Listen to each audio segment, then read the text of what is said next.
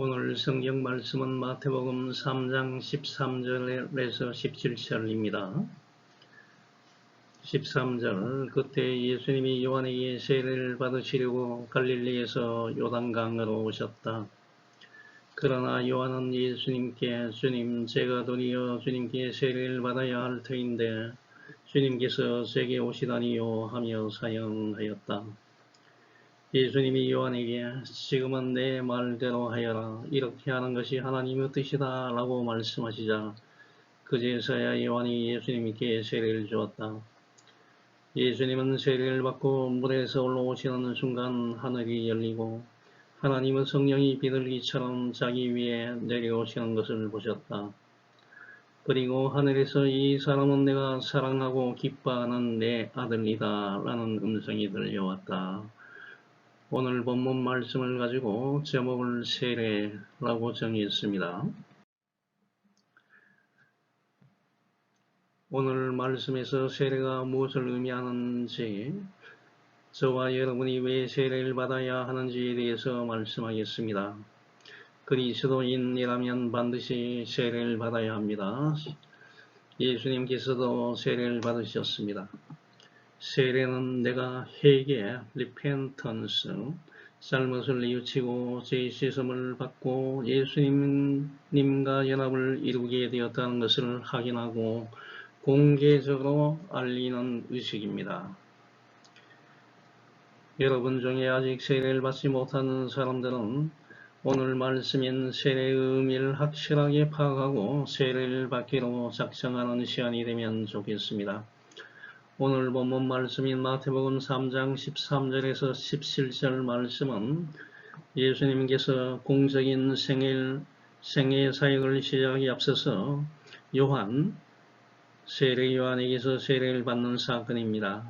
이 사건은 굉장히 중요한 사건이고 의미하는 바가 크기 때문에 사복음서에 모두 기록되어 있습니다.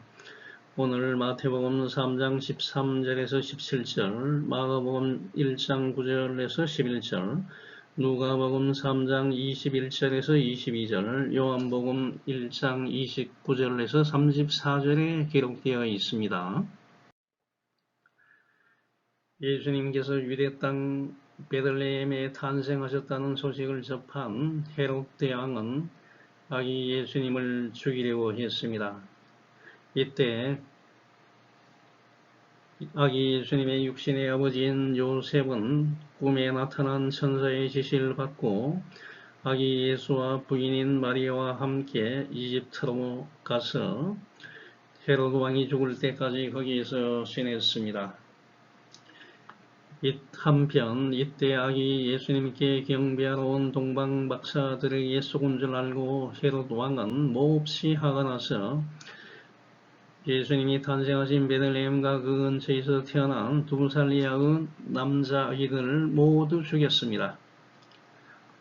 직업이 목수였던 아기 예수의 육신의 아버지인 요셉은 이집트로 가서 목수 일을 하면서 생계를 유지하고 지냈습니다. BC 4년경에 헤롯 왕이 죽었습니다.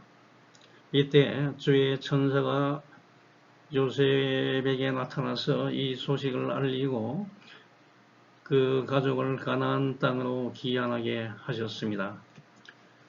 요셉은 고향인 베들레헴은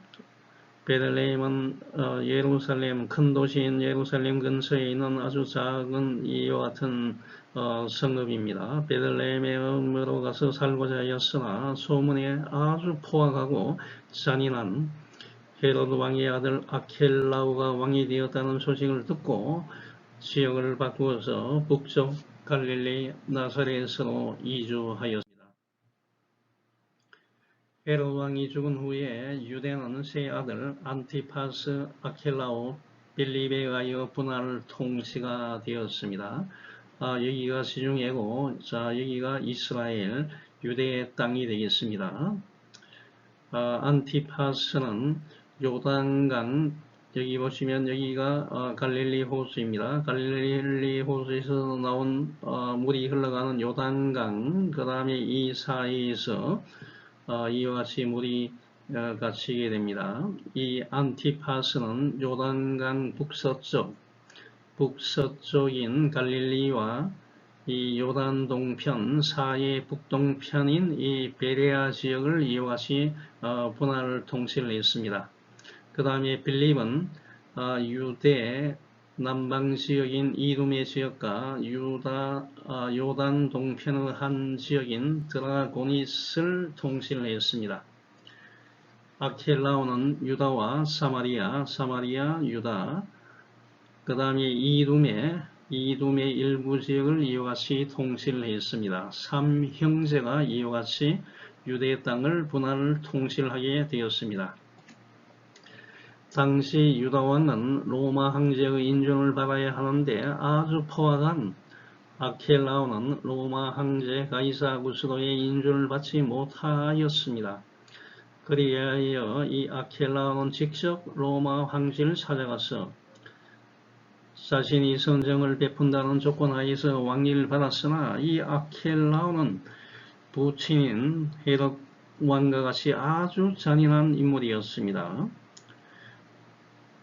아기 예수의 육신의 아버지인 요셉은 아켈라오가 통치하는 이 유대 땅, 여기 베들레헴이죠. 베들레헴으로 가는 것을 포기하고 꿈에 하나님의 천사가 지시하는 안티파스가 통치하는 이 갈릴리 지역에서 나사렛으로 이와 같이 이주를 하였습니다.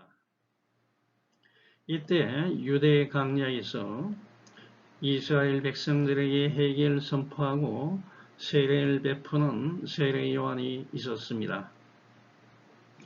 이 세례 요한은 낙타 털옷을 입고 허리에는 가죽띠를 띠고 음식은 메뚜기와 석청, 야생꿀을 먹으면서 백성들에게 회개하시오. 천국이 가까이 왔습니다. Repent for the kingdom of heaven is near 이라고 외쳤습니다. 그러자 예루살렘과 온 유대와 요단강 사방에서 나온 많은 백성들이 세례 요한에게서 나와 자신의 죄를 자복하고 잘못을 뉘우치고 요단강에서 세례를 받았습니다. 그럼 회개는 무엇입니까? Repentance. 일부 사람들은 회개는 후회하는 것이다 라고 말을 하고 있습니다. 즉 후회와 이 회개는 같다고 말하는데 사실 전혀 그렇지 않습니다. 분명한 차이가 있습니다. 후회는 단순히 과거를 회상하며 통탄하는 것입니다. 하지만 회개는 과거의 잘못에 대한 통탄과 함께 지금 이 순간부터는 그렇게 하지 않겠다는 결단이 수반되는 것입니다. 결단이 반드시 있다는 것입니다. 이렇게 될 줄 알았으면 내가 진짜 공부를 열심히 할 것을 그때는 왜 그렇게 공부를 안 했지? 이후에 해봤자 어떻게 됩니까? 아무런 변화가 생기지 않습니다. 하지만 과거에는 내가 실수를 하고 잘못했지만 지금부터는 그렇게 하지 않겠다고 결단하고 잘못된 것을 털어내고 새로운 길로 하나님을 향해서 나아가는 것이 회개입니다. 회개는 후회가 아닙니다. 방향을 틀어서 다른 길로 가는 것입니다. 즉 돌아서 가는 것입니다. turn around 하는 것입니다. 저와 여러분은 후회하는 자가 아니고 진정으로 회개하는 자가 되어야 합니다. 회개는 생명을 얻게 하고 발전적인 모습으로 나아가게 하지만 후회는 죄책과 멸망만을 가져옵니다. 유명한 예수님의 두 제자 베드로와 가룟 요단은 마지막에 예수님을 배신했습니다. 하지만 이 가룟 요단은 후회함으로써 자살을 선택을 했습니다만 시몬 베드로는 회개함으로써 구원을 얻고 힘 있는 예수님의 사역을 계속할 수가 있었던 것입니다. 세례 요한은 회개하시오 천국이 가까이 왔습니다 라고 외쳤고 회개하고 오는 사람들에게 세례를 베풀었습니다. 세례를 받는다는 그 의미는 뭐냐면 헬라어를 자주 이야기하는 것은 예수님 당시에 사용한 언어가 헬라어와 아람어였습니다. 해서 정확한 뜻을 알기 위해서는 헬라어 단어를 우리가 알고 있어야 됩니다. 세례를 받는다는 의미는 뭐냐면 밥티조입니다. 이 단어의 뜻은 물체를 물속에 담근다, 물속에 담궈서 깨끗하게 한다, 이러한 의미가 되겠습니다. 세례 의식은 물속에 들어가서 씻음으로써 깨끗해지는 의식을 말합니다. 세례 요한은 백성들로 하여금 다가오는 하나님 나라를 준비시키기 위하여 물로 죄를 씻는 세례를 베풀었습니다만 기독교 세례의 진정한 의미는 죄 씻음과 함께 예수 그리스도와 연합하는 것이기 때문에 기독교 세례의 기원은 예수님에게서 우리가 찾을 수가 있습니다. 세례 요한의 사역을 전해 듣고 예수님은 세례를 받기 위하여 살고 있던 갈릴리 나사렛에서 출발하여 요단강 건너편 베다니에서 세례를 베풀고 있는 세례 요한에게 찾아가셨습니다. 자, 여러분 어떻게 생각하십니까? 하나님 아들이신 예수님께서 자신의 길을 예비하러 온 세례 요한에게 세례를 받기 위해서 먼 길을 직접 찾아가신 것이 감히 상상할 수 있는 일입니까? 왜 이와 같이 하셨습니까? 예수님은 매우 겸손하신 분이시기 때문입니다. 왕인 예수님이 직접 찾아가는 것이 아니고 산인 세례 요한을 불러서 세례를 받는 것이 더 낫지 않겠습니까? 또 요단강이 아니고 여러 사람이 보고 건의 있는 곳에서 예수님만을 위한 세례식을 거행하는 것이 좋지 않겠습니까? 하지만 예수님은 겸손하신 분이시기 때문에 그렇게 하지 않으셨고 직접 먼 길 걸어서 세례 요한을 찾아가셨고 세례 요한의 입지를 세워 주셨습니다. 세례 요한은 약 400년간 하나님의 계시가 나타나지 않는 시점에 혜성같이 등장하여 회개의 메시지를 선포하였고 세례를 베풀어서 많은 이스라엘 사람들로부터 관심을 받았습니다. 그리하여 그 당시 유대 종교 지도자들인 제사장들과 바리새인들로부터 세례 요한 당신은 누구냐? 누구에게서 건의를 받아서 세례를 베푸는지 거기에 대해서 항상 질의를 하고 질투, 논란의 대상이 되었습니다. 이에 대해서 예수님은 정확하게 말씀해 주셨습니다. 세례 요한은 오실 분으로 예언된 엘리야이며 세례 요한은 하나님의 건의에 의해서 세례를 준다고 예수님은 입증해 주셨습니다. 성경 마태복음 17장 12절 보면 예수님께서 이와 같이 말합니다. 내가 너희에게 말하노니 엘리야가 세례 요한이 이미 왔으되 사람들이 알지 못하고 임의로 대우하였다. 인자도 이와 같이 그들에게 고난을 받을 것이다. 라고 예수님이 말씀하셨습니다. 예수님께서는 직접 요한에게서 세례를 받음으로써 요한의 세례가 하나님에게서 온 것이라는 사실을 모든 사람에게 알게 해주셨습니다. 즉 예수님은 세례 요한을 세워주셨던 것입니다. 지금 우리 사회는 인재를 키우는 데 매우 인색한 사회입니다. 자기 자신만을 내세우려고 합니다. 하지만 진정한 그리스도인이 되려면 예수님과 같이 이웃을 세우고 사회를 세우고 하나님 나라를 세우는데 우리가 앞장서 나가야 합니다. 예수님께서 세례를 받기 위하여 세례 요한에게 가자 요한은 예수님을 보면서 말리면서 말했습니다. 아니 예수님 내가 당신에게 세례를 받아야 하는데 어찌하여 저에게 오십니까? 요한은 죄에 대한 회개의 세례를 베풀었는데 예수님은 죄가 없으신 분이시기 때문에 이 세례를 받으실 필요가 없고 사실은 죄에 있는 이 요한이 예수님에게서 세례를 받아야 하기 때문에 요한은 이와 같이 이야기를 했습니다. 그럼 왜 죄가 없으시고 하나님의 아들이신 예수님께서 인간인 세례 요한이 베푸는 세례를 받으셨습니까? 예수님께서 세례를 받으신 사건은 이와 같은 관점에서 참으로 의미가 큰 사건입니다. 세례는 자신의 죄악을 씻어내고 하나님 안에서 새로운 존재로 다시 태어나는 것을 의미하는 참에 대한 외적이고 공개적인 신앙 고백입니다. 고린도후서 5장 21절 보면 하나님이 죄를 알지도 못하신 이를 예수님을 저와 여러분을 대신하여 죄로 삼으신 것은 죄가 있게 하신 것은 저와 여러분으로 하여금 그 안에서 하나님의 의가 righteousness가 되게 하려 하심이라고 말하고 있습니다.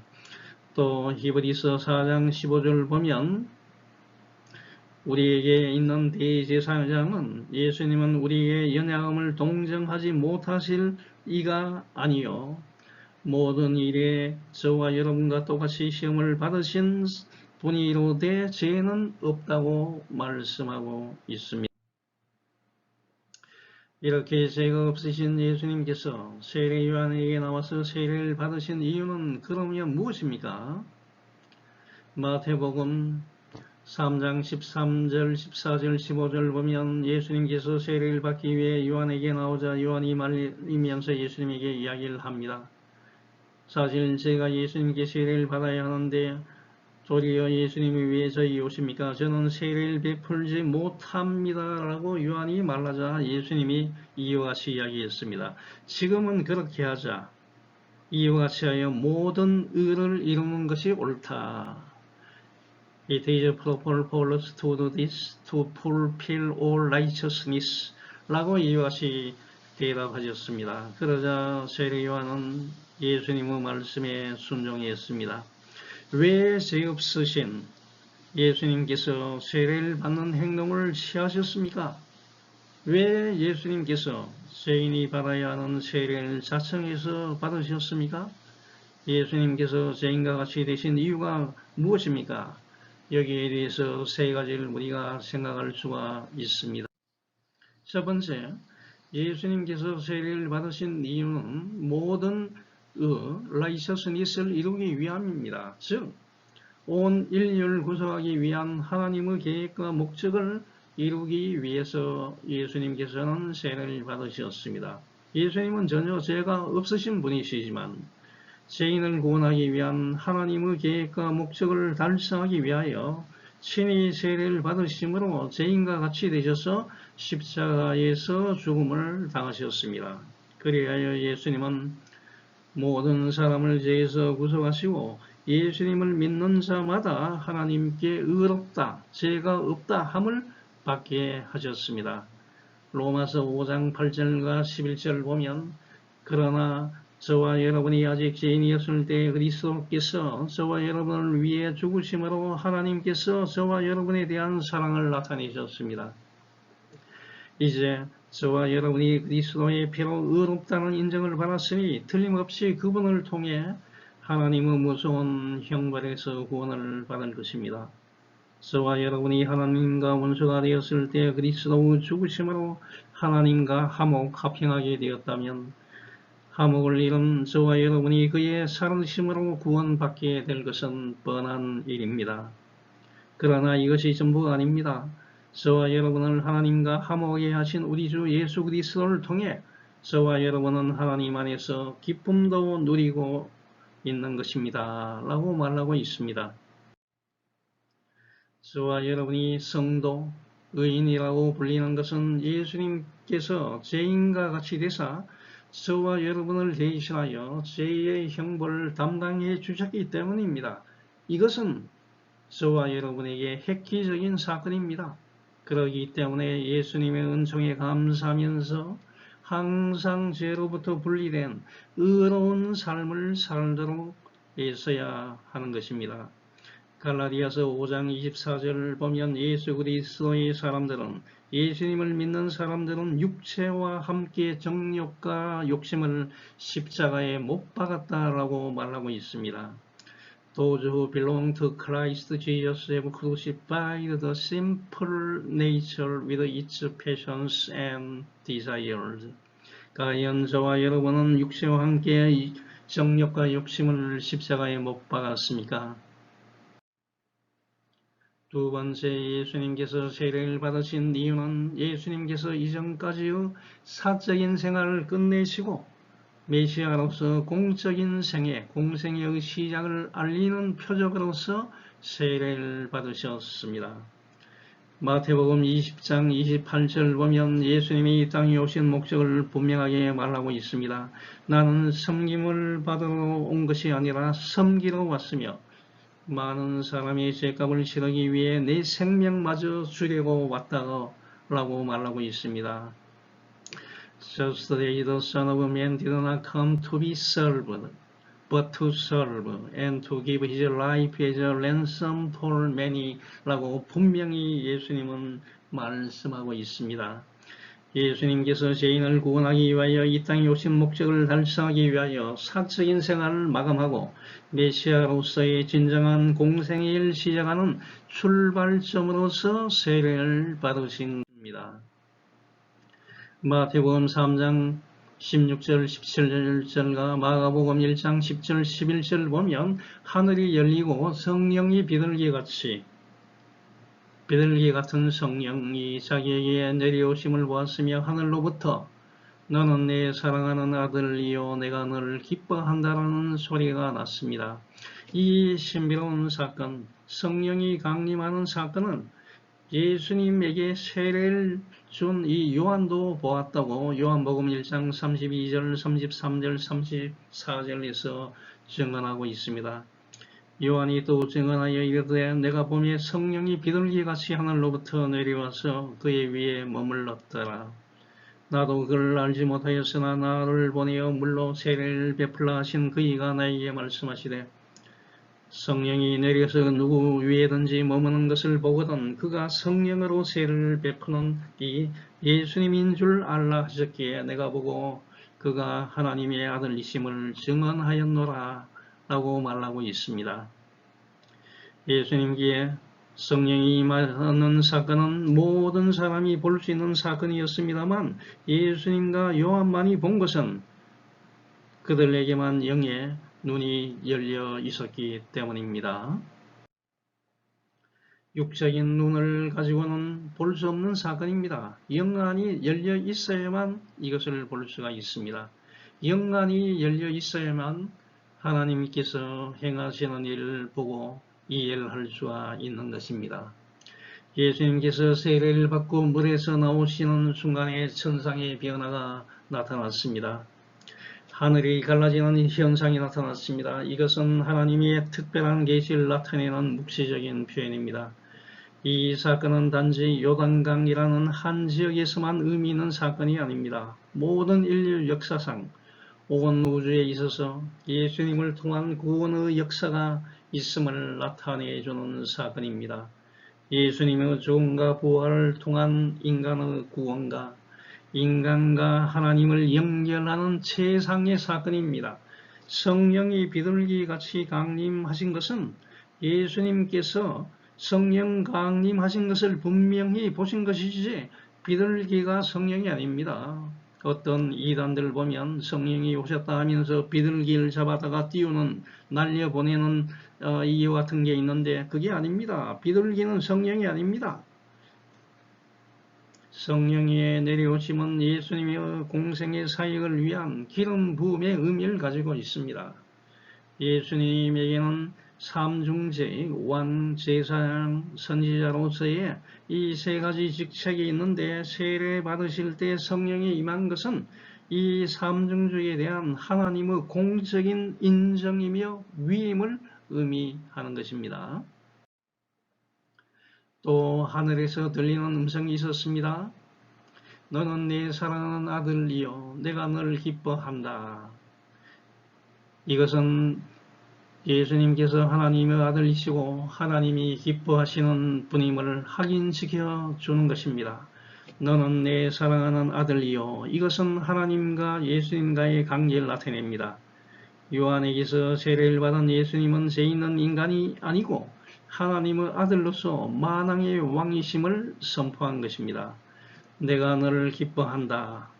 여기에서 기뻐한다는 동사는 동의하다, 결정하다, 이와 같은 뜻도 가지고 있기 때문에 내가 너를 기뻐한다는 것은 하나님께서 예수님을 메시아로 세우신 사건은 갑자기 이루어진 일이 아니고 이미 오래전에 계획되어 과거에 결정된 일이었고, 예수님께서 받으신 세례는 단지 그 사실을 확인하는 공적인 절차임을 암시하는 것입니다.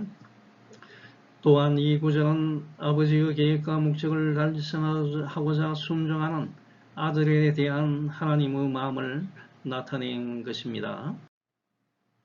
예수님께서 죄인과 동일한 모습으로 세례를 받으시고 물에서 올라오실 때 하늘문이 열리고 성령이 비둘기같이 임하시고 하나님의 음성이 들렸습니다. 이러한 공개적인 절차를 통해서 예수님은 메시아로 선포되었고 이 땅에 오신 목적을 달성할 수 있는 능력을 부여받은 것입니다. 예수님께서 세례를 받은 것은 후대의 교회가 예수님을 본보기라 하여 세례의 의식을 수행하라는 것입니다. 세례는 회개하여 죄 씻음을 받고 예수님과 연합을 이루게 되었다는 것을 확인하고 공개적으로 알리는 의식입니다. 이것은 구약시대의 할례와 비슷합니다. 이방인들이 이스라엘 공동체에 가입하여 하나님을 섬기려고 할례를 받았던 것처럼 과거의 생활을 정선하고 지금부터는 예수 그리스도와 연합하여 새로운 생명 공동체의 구성원이 된 것을 상징합니다. 예수님께서 세례를 받으신 후에 메시아로서 공생의 일을 시작하신 것처럼 저와 여러분도 세례를 통하여 하나님의 백성으로서 새로운 공적인 삶을 시작하는 것입니다. 이제는 내 자신만을 위해서 살아가는 것이 아닙니다. 천국의 백성답게 복음을 전파하면서 이웃을 도우면서 세상을 비추면서 살아가야 하는 것입니다. 이제 결론을 맺습니다. 예수님은 인간을 구원하기 위하여 죄가 없으신 분이시었지만 죄 있는 자와 같은 모습으로 자신을 낮추시고 세례 요한에게서 세례를 받으셨습니다. 하나님께서는 이러한 예수님을 기뻐하셨고 하늘문을 여시고 성령을 보내주셨고 예수님을 사랑하는 아들이며 기뻐하는 자이심을 선포하셔서 온 세상의 메시아가 되심을 증거하셨습니다. 저와 여러분이 어떻게 하여 예수 그리스도 안에 거하게 되었습니까? 그것은 세례를 통하여 예수님과 연합하게 된 것입니다. 세례를 행하는 이유는 예수님께서 먼저 세례를 받으시고 모범을 보이셨고 마지막 예수님의 지상 명령이기 때문입니다. 마태복음 28장 19절에는 예수님의 지상 명령이 나옵니다. 그러므로 너희는 가서 모든 민족을 제자로 삼아 아버지와 아들과 성령의 이름으로 세례를 주고 내가 너희에게 명령한 모든 것을 가르쳐 지키게 하라. 내가 세상 끝날까지 항상 너희와 함께 있겠다. 이와 같이 예수님의 마지막 지상 명령이기 때문에 우리가 세례를 받아야 하는 것입니다. 세례는 죄 씻음을 받았다. 예수 그리스도와 연합하였다는 것을 상징합니다. 저와 여러분 안에 거주하시는 성령께서 저와 여러분을 예수님과 연합하게 하며 시간과 공간을 초월하여 예수님과 함께 죄에 대하여 죽고 예수님의 부활에 동참하여 하나님께 대하여 살게 하시는 것입니다. 이것은 신비스럽고 놀라운 하나님의 역사이십니다. 이 사실로 인하여 저와 여러분은 더 이상 죄 가운데 거할 수 없는 이유가 됩니다. 저와 여러분은 이 세상을 살면서 종종 죄를 범합니다. 왜냐하면 저와 여러분은 죄에 오염된 육체를 가지고 있기 때문입니다. 저와 여러분이 연약하기 때문에 가끔은 넘어지고 실수도 하지만 그 즉시 잘못을 우리가 인정하고 회개함으로써 잘못을 뉘우침으로써 계속적으로 상습적으로 죄가 머물지 못하게 해야 합니다. 예수님과 연합한 자는 결코 죄를 습관적으로 지어서는 안 됩니다. 여러분들도 성부 하나님과 성자 예수님과 성령의 이름으로 세례를 받고 하나님이 기뻐하시는 자로 거듭나기를 축원합니다. 아멘.